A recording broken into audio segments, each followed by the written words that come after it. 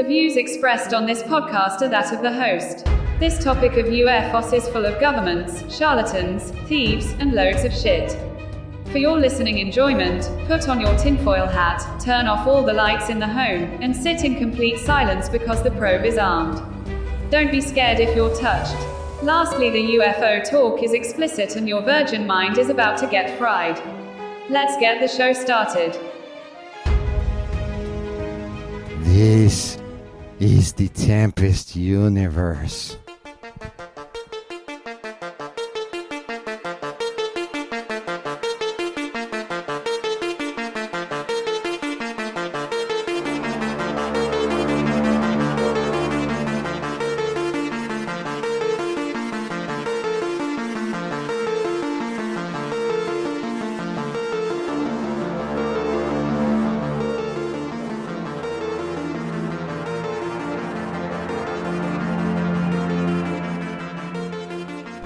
Welcome to the Wednesday edition of the Tempest Universe. You're here with me. I'm here with you. You might be on your corporate shitter. I may not be. I'm just saying. But today is Rum Day. Just a reminder right up front, because we hashtag FFS. You guys are not following the rules. It's kind of like the gremlins, you don't feed them after midnight. You got to watch out for the water. You don't want them to get wet. And I forgot what the other one is. Don't let them dry hump each other. I'm not really sure. But anyway, Mondays is vodka. Wednesday is rum. And the rum is sweet today, thanks to Captain Morgan. So we got depressing news to share. That interview with Anjali on YouTube with that damn, whatever the fuck that guy's name is. It's so forgettable. Completely forgettable. Let me tell you, I don't like talking trash about too many other podcasts because it's a hard. It's not even a fucking job, really. It's a hard hobby to put up with all these different podcasts out there. But this dude spent quite a lot of time, downplaying her story, and then he had his followers come in and trash talk her. And the first 5-6 minutes of the podcast, he's literally apologizing to her for all the things he said and all the things his followers said. I mean, come on, stop fucking around. That it was a big letdown. 2.5 hours, maybe a little more, maybe 2 3/4 hours. I had to play it at double the speed just to not be completely disgusted with what I was listening to. But anyway, that's the way it is, man. I can't complain. He's got a bit of a followership. People follow his ass, and fuck. I don't understand. Maybe it's because you guys don't like, share, and subscribe, and all that bullshit. Y'all should do that. Then maybe I can get on there and have interviews with people that are high on drugs and get probings in the middle of the Mojave. I mean, come on, isn't that exciting for you? That's where I'm at. That's where I'm at today. We got 4 stories to talk about, and apparently there's a birthday person out there. We'll get to that in a second. However, there is one short story I want to share with you guys. And when I say short, fuck, this thing is short. Now, why there's not any more info on it, I'm not even sure. Comes out of the UK. Prisoners in Dorset broke out with a crazy-ass rash after a UFO was spotted over the prison. Mysterious rash. No, the guards were not sneaking in ladies of the night. It wasn't that kind of, I don't know. Somehow they got the rash. They could be sharing it with each other. Who freaking knows? But the story is from one prisoner that sent a letter to the magazine Inside Times. He says, I do not believe in the supernatural or aliens from Mars. Fuck, aliens could be from anywhere, dude. Get with the program. But what recently we saw here in this prison was really very strange and still leaves me speechless. He says a very bright light. The day before, all the inmates had a very strange red rash. Okay, that's the end of it. I don't know why there isn't more about this story, because I think that's pretty cool, man. Like, somebody crop dusted these guys with some shit, the whole fucking prison. And they ended up with a red rash. It could have been the prison system. Maybe they're trying to cure something or get rid of something in the prison population, and that's why this went down. But according to this one prisoner who decided to write a letter, this was no ordinary craft that was hovering over the prison. So I'm sure we'll find out more about this from other publications. But this one came from theweek.co.uk. So I don't know. It's fascinating nonetheless. Now, like I said, we got a birthday out there. A person is celebrating a birthday today. Sure they won't share the age or anything like that, but I'm not even going to look. I'm not even going to ask, because you're not supposed to do that. But what I will say is that they broke the rules. They apparently had a lot of wine. It did not have rum, so strike one against you. But, I am in a jovial mood, so I dedicate this first song to our birthday experiencing Asgardian, Davina, along with Joe Biden. Get up, stretch my legs, eat some breakfast, milk and eggs, brush my teeth up, wash my face, start my day. Wake up, get up, stretch my legs, eat some breakfast, milk and eggs, brush my teeth up, wash my face, throw my clothes on, start my day. Wake up, I can smell the smoke from the bacon. Let's go, see the sun shining from the windows. Okay, I know that today'll be a good day. Okay, I know that today'll be a good day. A, B, C, 1, 2, 3. Drink some water, brush my teeth, get out of bed and I stretch. Bed in my hair is a mess. Look through my clothes for a fit. Anything I do is drip. Feel like a kid when I'm tick-tocking. I still keep it real as it is. I show my age, I don't switch often. I'm just as a dad as it gets. Try taking naps with my kids talking. I'm guessing this life how it is. And I can't wait for the weekend. Keep jammies on like I'm a kid. Wake up, get up, stretch my legs, eat some breakfast, milk and eggs, brush my teeth up, wash my face, throw my clothes on, start my day. Wake up, I can smell the smoke from the bacon. Let's go, see the sun shining from the windows. Okay, I know that today'll be a good day. Okay, I know that today'll be a good day. Feel good, feel great, can't complain. Look out my window, see birds and planes. Sun's out, some clouds, it might rain. Siblings on my nerves again. Summertime, go for a swim.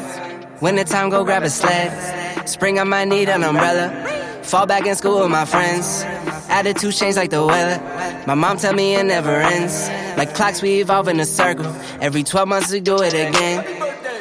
Wake up, get up, stretch my legs, eat some breakfast, milk and eggs, brush my teeth up, wash my face, throw my clothes on, start my day. Wake up, get up, stretch my legs, eat some breakfast, milk and eggs, brush my teeth up, wash my face, throw my clothes on, start my day.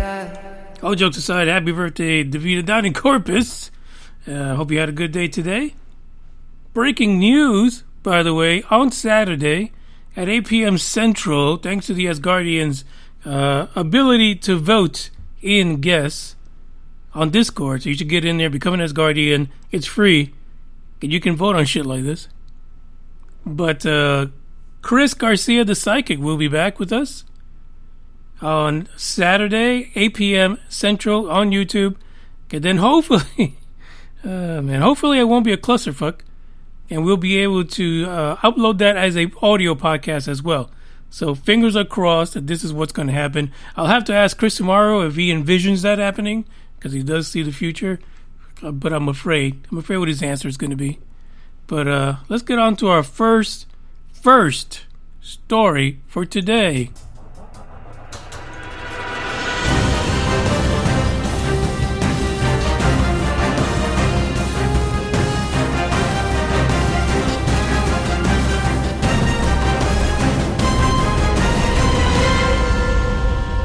You know, a lot of people have been reporting seeing a lot of UFOs. Lots of UFOs everywhere. Lots of different shapes, cylindrical, orbs, saucers, all these but goodies as well. No one is more aware of that than Game Vet, right? Game Vet, Mr. Asgardia himself, who you often hear me during the podcast episode talk about him being live or driving around in a semi. And he's caught a lot of things, so you have to go over to his channel, GameVet02. So go ahead and check that out on YouTube. But a lot of people are reporting this uptick in UFOs. In the sunuk.co.uk, there's an article by this guy named Simk Scott out of Baltimore, Maryland, who spotted some lights floating around in the air on his way home. Shout out to Maryland. He said there were about 6 to 7 lights. They were distinctive in that they were orange and round. Now we know most people can recognize commercial aircraft due to how their lights are on the aircraft, right? The patterns, the flashy, the colors. There aren't too many commercial aircraft out there that are straight up orange and shaped like an orb. So he says these things, and apparently there's footage of this. So if you go into the description for the podcast and click on the link, you'll be able to see some of this, some pictures, and a link to where the video is posted. He says that the footage even shows them at one point they were hovering over streetlights, but they remained in a uniform formation. Now, the only thing about this, okay, I'm just going to be straight up honest about it. There's people do some crazy shit with drones. They literally can have, 50 to 100 drones all in sync, doing their own, not so much doing their own thing, but forming shapes in the sky, in formation. But anyway, I digress. If you look at the images that are in the article, you will see that these orange orbs, they stay in a formation while they're flying around. It is very strange. In the video, he's actually heard asking people, y'all got any idea what those were? There are a bunch of them. I really didn't hear him speak, so it's the best accent I could do. So he says he then went ahead and posted the footage online and social media. And he says that he recalled that there were identical sightings in Washington, D.C., Las Vegas, St. Louis, and Detroit. Crazy. We know this happens all the time because there are folks who capture images and, they will scour through social media. And they will find the same craft within hours or a day or two of when they had their sighting. Sometimes these things are rockets, let's be honest.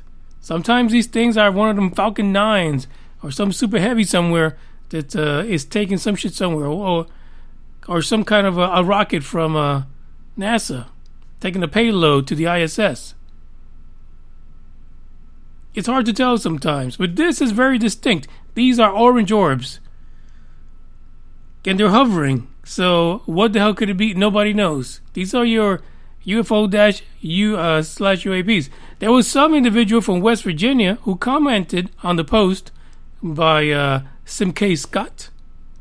And he said this: I had a half a bottle of wine in me and I thought I was imagining it. I'm glad someone was sharing my hallucinations. There you go. As we will hear on Saturday, he received a validation that he just wasn't seeing shit. He wasn't making this thing up. He wasn't high as hell. The other guy was. He was drunk. But they still saw the same UFO. It's a crazy story, to say the least. There was another sighting of these kind of the same craft in Northern California, but this individual saw about 30 of them traveling slowly in a single file line, which we know that not too many things other than Starlink satellites travel in that freaking single file line. So that might be a case of mistaken identity, or someone that's so far up in the woods he has no idea Starlink even exists. Now they did have a orange glow to them, but these things reflect the sun pretty well, and it's one of the issues that scientists have with the Starlink satellites, or the initial batch, that they're so highly reflective that they tend to kind of impede their research into the sky. So and more than likely this guy in Northern California, he's just looking at Starlink satellites, to be honest. Some of the people who saw this particular UFOs said this could be police helicopters, drones, or even lanterns. Now here's a funny story. When I was down in Florida earlier this year, we were trying to figure out, it was actually for Big O's funeral. We were trying to do like a tribute to Big O out on St. Pete Beach, or Clearwater Beach. And one of the things that people brought up was releasing Chinese lanterns. But I was like, shit, we need to look that up, because I don't know that we could. Freaking Florida, it has Air Force bases all over the damn place. So it turns out that they were banned in Florida a few years ago. You cannot release Chinese lanterns in Florida. I would assume that this is the case everywhere else, right? Because it seems like every other fucking state is in some kind of a drought or a fire hazard situation. So I have a feeling Chinese lanterns are banned there everywhere, to be honest. But could it be? Now, according to the site, according to Sim K. Scott, these orange orbs remained in formation the whole fucking time. I think you would be really hard pressed to, take 6 to 7 Chinese lanterns, shoot them up, let them float away, and be able to keep them in actual formation. Impossible. Should be lucky if you go all the same way. So there you go. That is the story. Now, Simke did say he is a believer in extraterrestrial life somewhere in space, but he says, I'm pretty sure this was not anything that we know, at least today. Check out the link in the description, the video, the pictures. They're pretty cool, but the only way for you to stay on top of this stuff is to visit some of these links. I'll be back.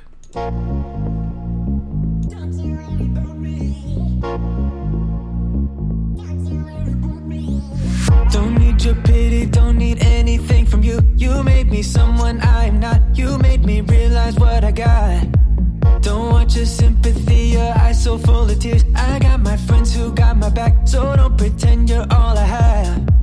You can't come crawling back here no more. First you love me, then leave me, then say you're lost without me. I found myself without you, I'm sure. Look at me now, I survived, so don't you worry about me. Don't you worry about me. Don't you worry about me. Don't you worry about me. Don't you worry about me. Ooh, baby, don't need you to love me, so you shouldn't worry. Hey, baby, I got all that I need, so don't you worry about me. I'm living it up, I'm taking it high, yeah, I'm living it up without you. Ooh, baby, I got all that I need, so don't you worry about me. Come get your clothes and all the stuff you left behind. Don't want it lying all around, don't want a thing here to remind me of your presence, cause I'm much better without. No need for memories at all, I'm done erasing you, my love. You can't come crawling back here no more. First you love me, then leave me, then say you're lost without me. I found myself without your arms strong. Look at me now, I survived, so don't you worry about me. Ooh, baby, don't need you to love me, so you shouldn't worry. Hey, baby, I got all that I need, so don't you worry about me. I'm living it up, I'm taking it high, yeah, I'm living it up without you. Ooh, baby, I got all that I need, so don't you worry about me. Ooh, yeah, yeah, yeah, yeah.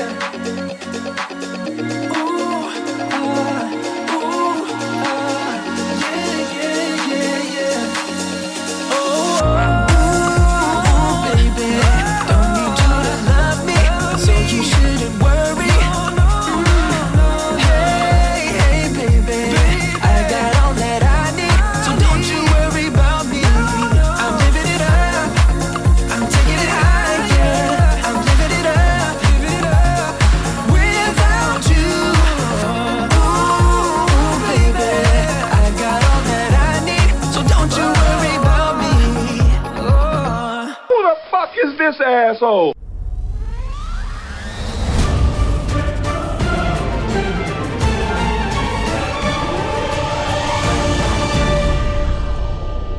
This next article is about one of our favorite people when it comes to the current climate in ufology. And, eventually ufology is just going to fucking drop. Nobody wants to use the word ufology. Don't even want to use the word UFO. It's UAP. I'm just not ready to embrace that. UAP is so, I don't know, so military. It's not our term, right? It's not what we want to hear. We want to hear UFO because we are hardcore about it.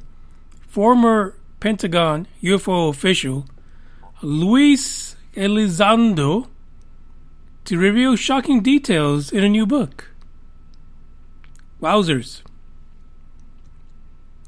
So Lou struck himself a deal with William Morrow. And they are kind of hooked up with HarperCollins.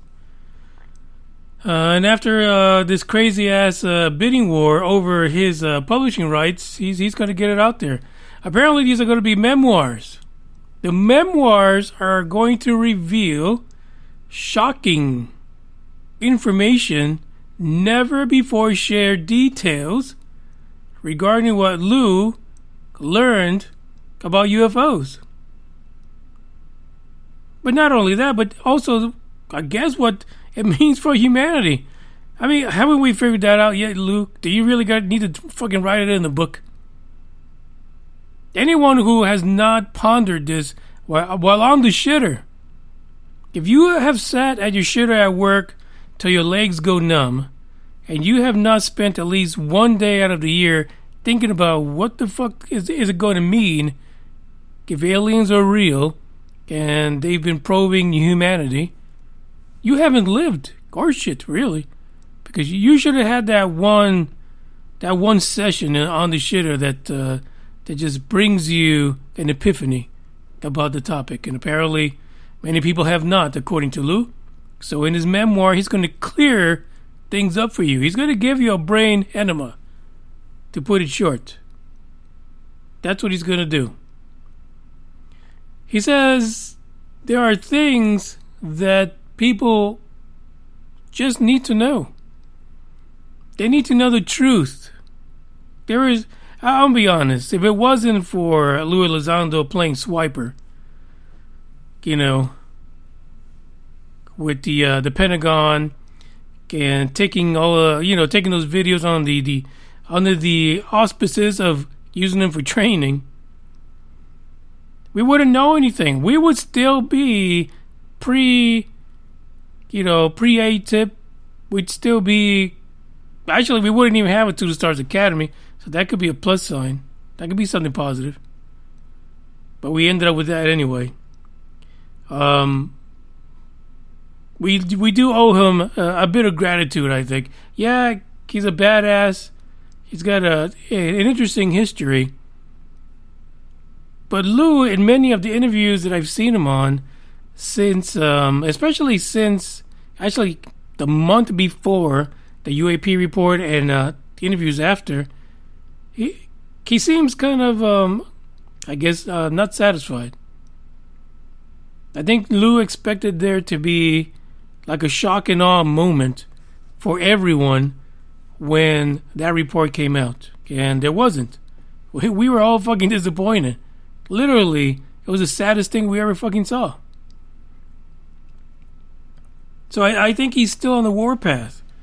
He's still trying to convince America that there is a distinct possibility or significant chance that the UFOs we see are not from Mother Earth. My thing is just fucking come out and say it, Lou. Just say it. Stop fucking around.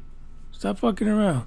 There's a statement from Lou. It says, the American people now know a small portion of what I and my colleagues in the Pentagon have been privy to. That these UAPs, or unidentified aerial phenomena, are not secret U.S. technology.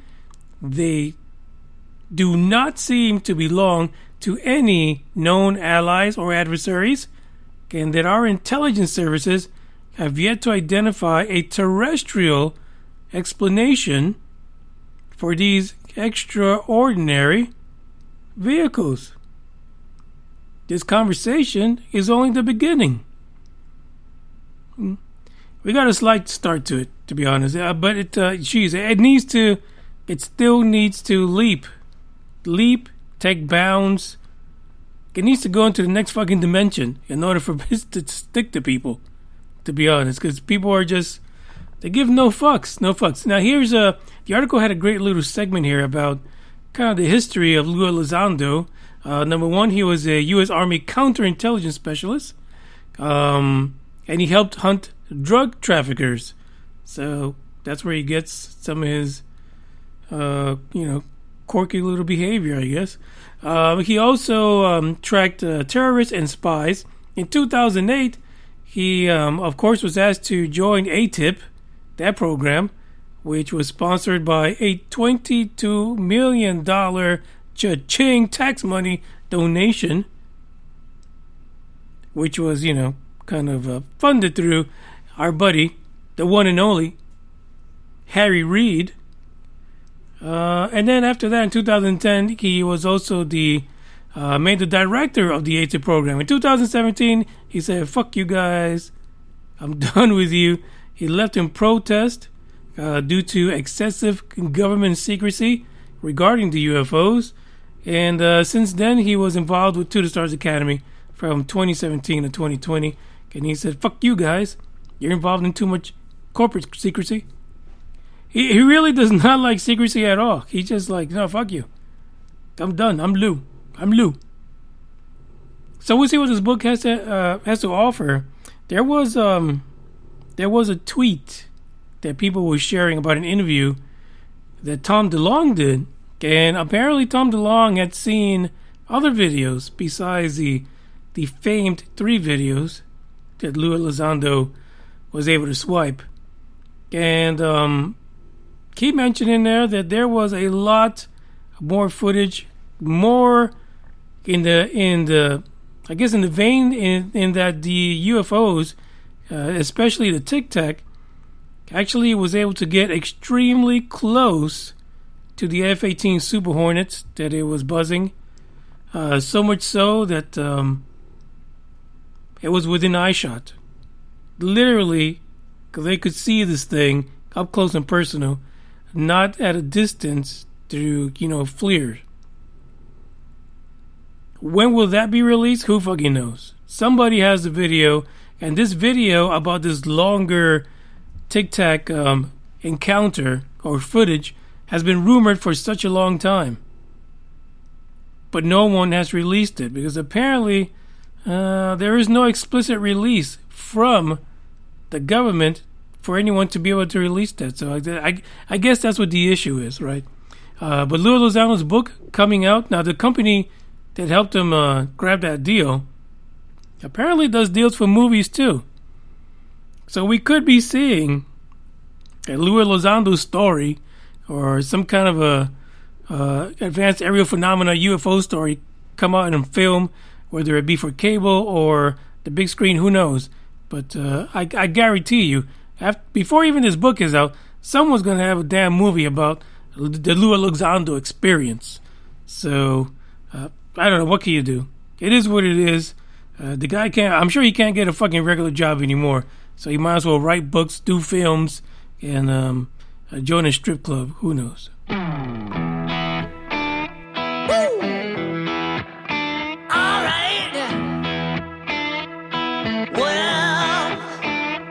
I've been down so long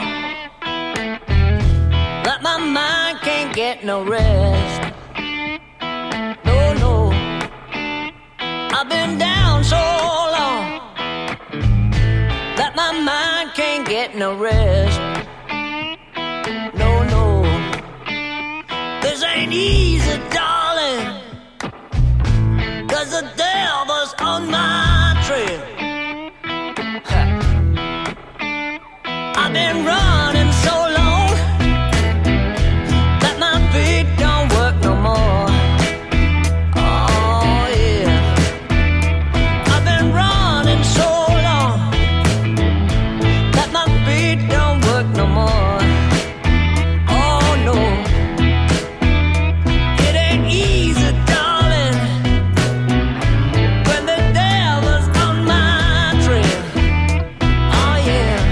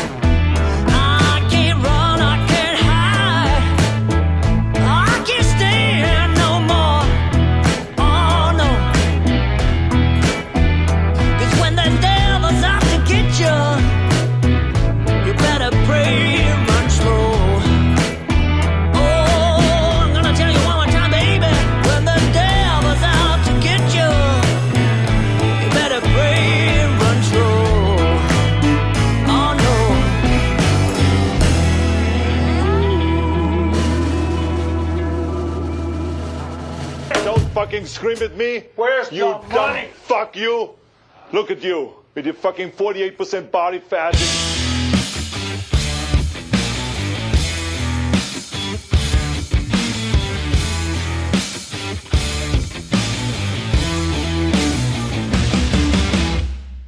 Sometimes I wonder, especially after watching that Angeli interview, I was like, is this podcast not entertainment enough for people? Because that dude, I forgot what Steve Cairns or Steve Cairn, yeah, that's what it is.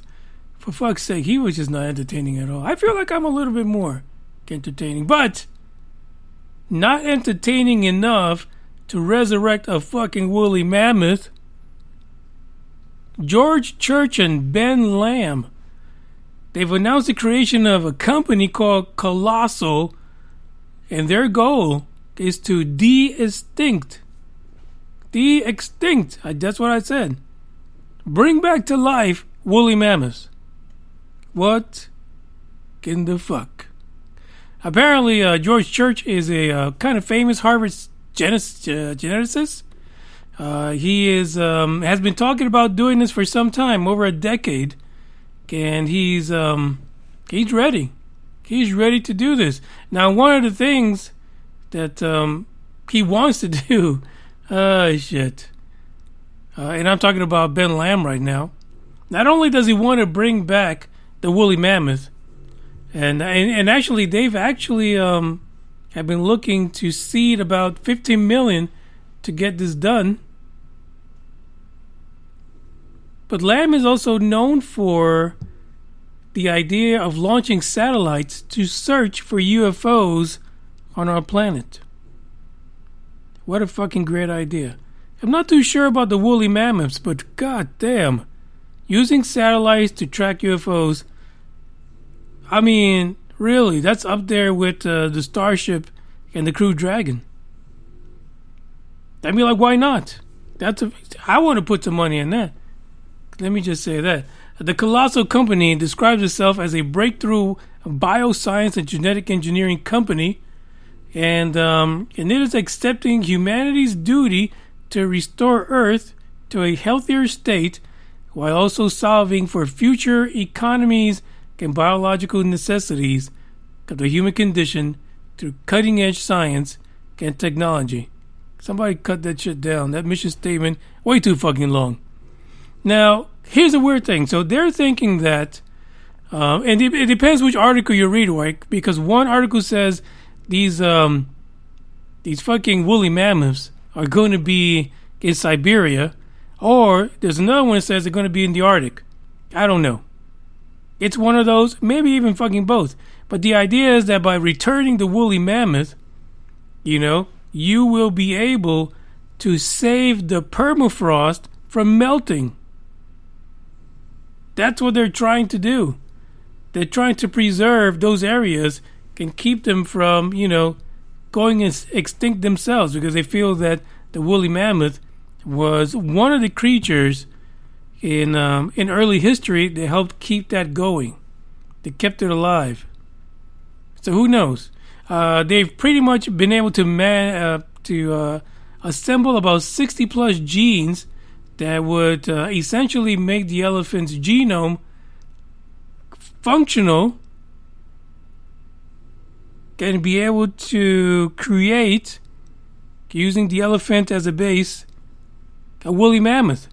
And so here is what the attributes that they've been able to gather together to be able to mix in with an elephant's DNA, and small ears for low temperature, cold-tolerant hemoglobin, 10 centimeters of brown fat. Okay. And, of course, the fact that these new age, genetically re-engineered and unextinct woolly mammoths, they will have the shaggy coat. I would imagine, along with the brown fat, they need the coat in order to keep them warm. So it's crazy. And so Colosso, of course, is arguing that returning extinct species to their original habitats will revitalize a lost ecosystem for a healthier planet. Let's be honest. I would say whatever the fuck you want me to say in order to do what the hell I want to do. And I'm sure that there aren't too many people questioning whether or not it's a good idea to bring back a woolly mammoth. Right? Because they're thinking, oh, it's just an elephant. How cute. He's furry. We'll see what happens. Because they've been extinct a long fucking time. And to bring him, all of a sudden now, I mean, come on, it's fucking Jurassic Park. Who are we kidding? It's Jurassic Park. These fucking woolly mammoths are probably going to be aggressive as fuck. But I could just imagine what kind of coats you can make out of their fur. I'm sure they would be fantastic. Because if they can withstand, that cold weather, could you imagine how warm a woolly mammoth coat would be? It would be amazing. Then they're going to have problems, because there's going to be poachers out there trying to kill off the woolly mammoths. Now, I did read that the normal gestation period of a elephant is like somewhere between like 14, 18 months or some long ass time, right? Almost 2 years, some shit like that. Maybe 18 months. So that's what they're planning the length of the gestation period for the woolly mammoth embryos when they're born. But they're saying it won't happen for another 6 to 10 years. So they still got to get the colossal company going. And this will actually be happening out of the Harvard Medical School lab, which was actually run and co-founded by George Church. So you could just imagine that our first woolly mammoths will be born out of fucking Harvard. So I would say they probably spend a little time around there before they get shipped off to the really cold-ass climates. It's fascinating. It's part of our Tempest universe. And I'm sure they will not stop at the woolly mammoth. They will continue on to other things. Probably shit that will kill us the moment it gets loose. I'm telling you, the Jurassic Park movie was a warning. It was a fucking PSA for this right here. But we'll see what they do. I mean, you never know. They might be able to get this shit right. They might. Check out the link in the description. Find out a little more about these two peculiar guys, George Church and Ben Lamb. But, like I said, Lamb and his freaking satellites for tracking UFOs in our atmosphere, that's a phenomenal fucking idea. But again, it takes someone with a shit ton of money to be able to do that. We'll see what happens. Hopefully he makes that happen, along with the woolies.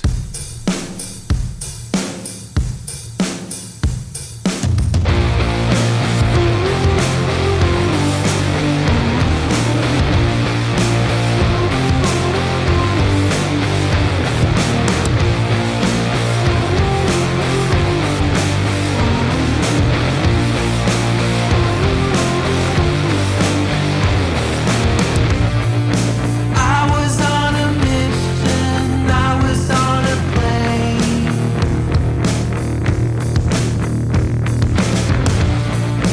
This is my transmission, I know I sound insane. Please just listen, pick me up, hold it down. Baby, just don't let me drown. Pick me up, hold it down. Baby, just don't let me drown.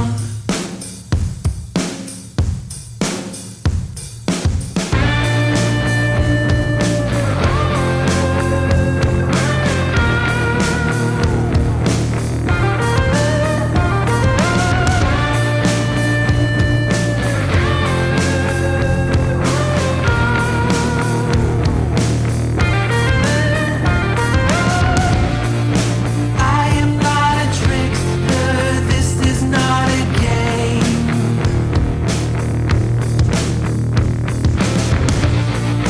Wanna be a hero, 10 minutes of fame.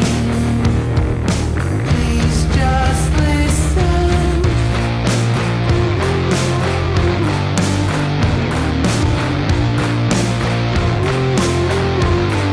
La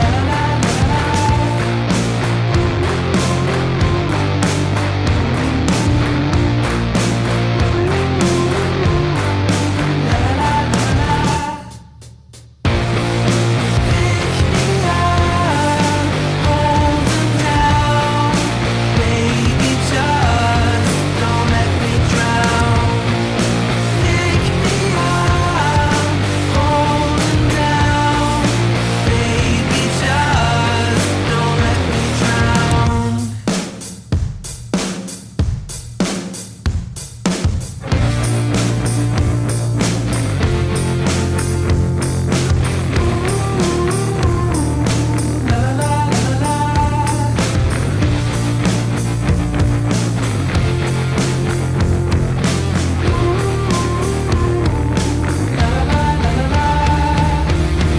What ain't no country I ever heard of? They speak English and what?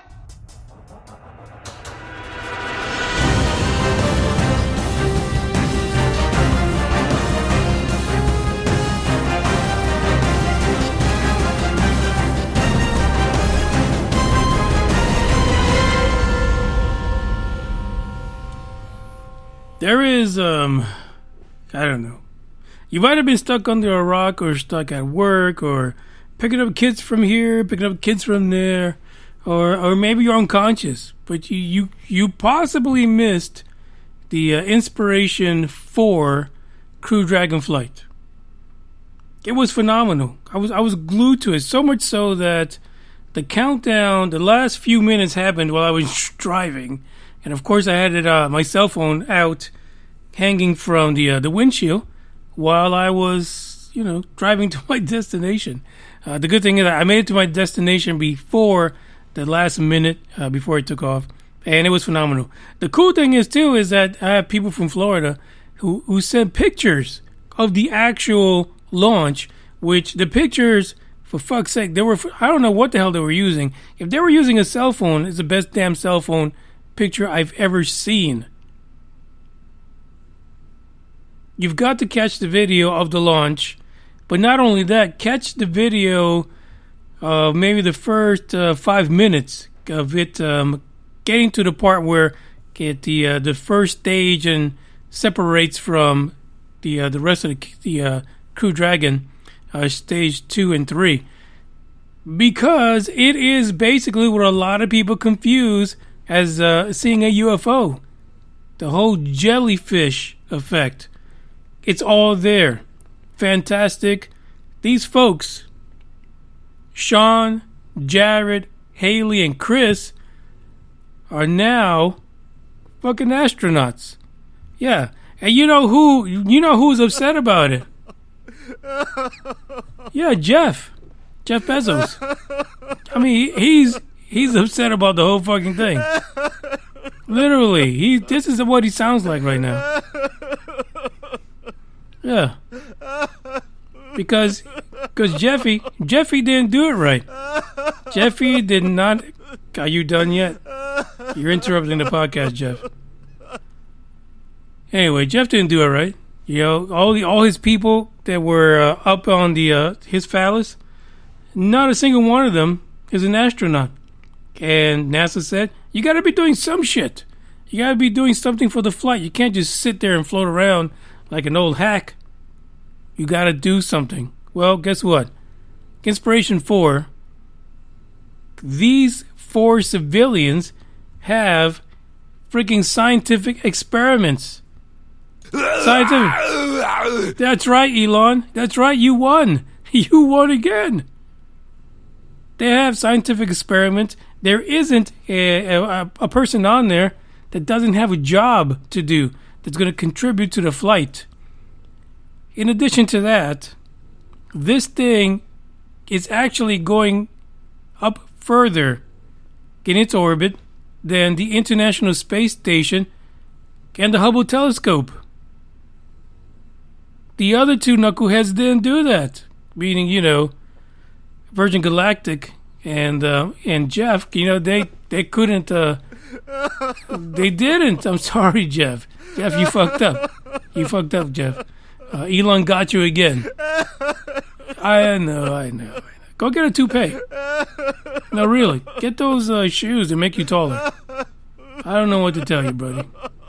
You fucked up the whole thing. And people are leaving your company in droves for SpaceX, and you're crying. No. You're done.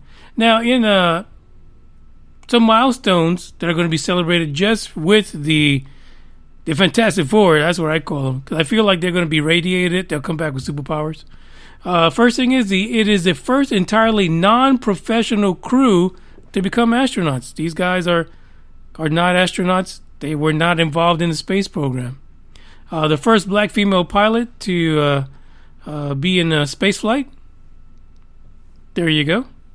The youngest American citizen to fly in space, like she actually fucking made it up there.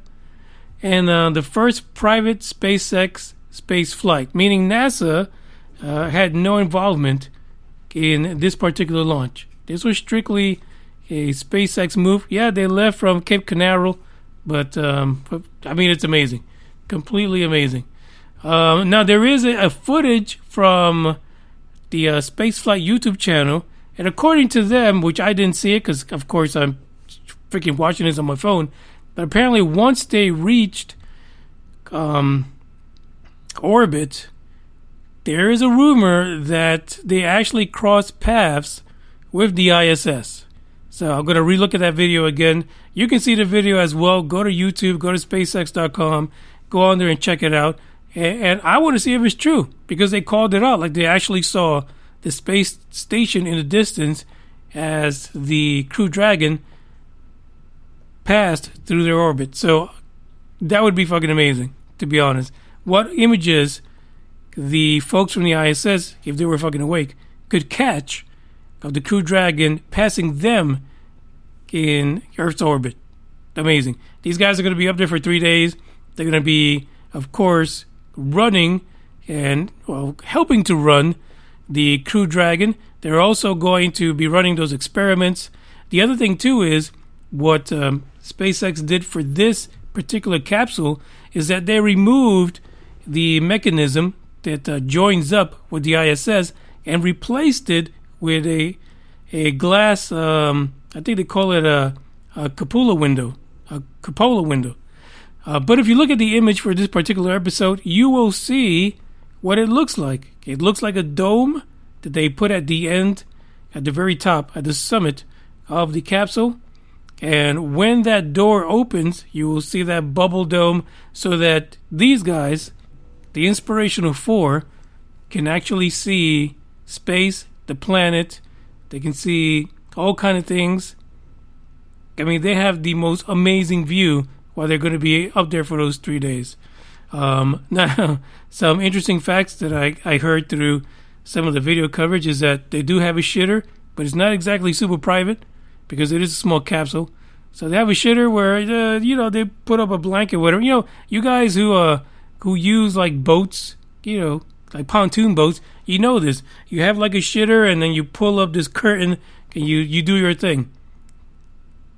The thing about the shitter is that it's suction based, so you might just have a really good time while you're on there, or it could be a first experience for our Inspirational Four, or maybe they were able to test it. I don't know. That way they're not virgins in shitting in space. The other thing is that these guys are actually, again, a capsule, so they will be sleeping in sleeping bags because it's all about weightlessness. They will have to like kind of attach their sleeping bags to some kind of the Velcro or whatever in order to keep them from floating around the capsule while they're up there. But amazing story. And if you want to know the backstory of how these four were selected for this particular flight, you got to go to Netflix and check out the documentary series that's on there, and it goes through how these guys were selected, how they came to the conclusion that maybe they needed to go a little higher past the ISS, past the Hubble, in order to make a statement about what this flight's about. And on top of that, the primary mission for this particular flight is to collect money for St. Jude's Hospital. You know this hospital. It is connected with cancer research for kids. And at the time of the flight, they had already received in donations over $300,000. Just working up to the flight. Their goal is to reach $200 million to donate to St. Jude. There's a lot of other corporate sponsors for this particular facet of the mission. You can't ask for anything more. So when you hear someone who's a billionaire and he's crying in the distance because he's suing everyone, I mean, he's liable to sue St. Jude's Hospital too. Because they didn't offer him the opportunity to be able to link his little phallus to saving children. So he's going to sue them. He's going to sue them too. I can't deal with Jeff Bezos anymore.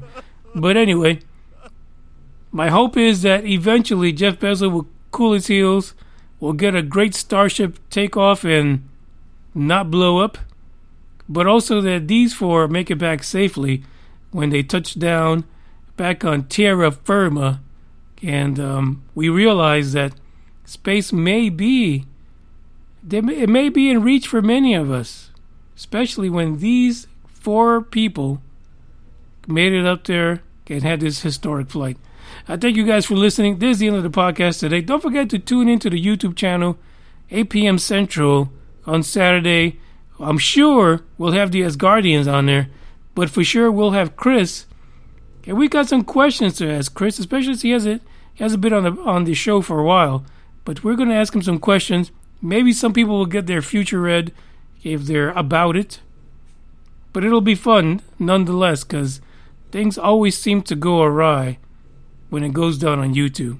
So ciao. All I ever wanted was you, but you left me alone inside these empty, broken walls. And I can't see it clearly, but it's obvious. I know that you left me alone inside this empty, broken hall. And now you'll be the reason why my soul is tainted.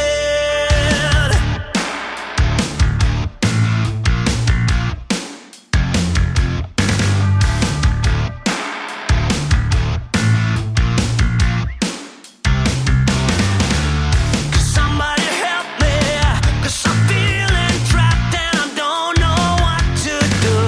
There's no one to save me from this hurt I feel deep within my bones. Did you ever think of me and see the things I did? Sold my soul and everything, I was to the lowest bid. Crawled into your poison dome, yet every single time you got into my mind, you got into my mind. But all I ever wanted was you, but you left me alone inside these empty, broken walls. And I can't see it clearly, but it's obvious. I know that you left me alone inside this empty, broken hall. And now you'll be the reason why my soul is tainted. So how can I fix this? 'Cause I need to stop the aching in my head. My heart is breaking. Yeah, I'm tired of being stuck in the past. Think of me and see the things I did. Sold my soul and everything, I was to the lowest bid. Crawled into your poison dome, yet every single time you got into my mind, you got into my mind. But all I ever wanted was you, but you left me alone inside these empty, broken walls. And I can't see it clearly, but it's obvious. I know that you left me alone inside this empty, broken hall. And now you'll be the reason why my soul is tainted. The reason why my soul is tainted. You're the reason why my soul is tainted.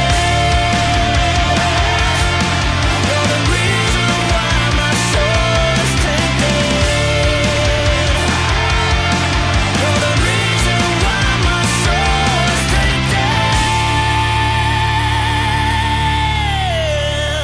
tainted. Who the fuck is this asshole? Today is the beginning of the end and the start of a new beginning.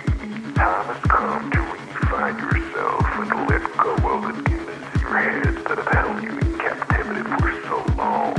It's time to flip the page and prove them wrong.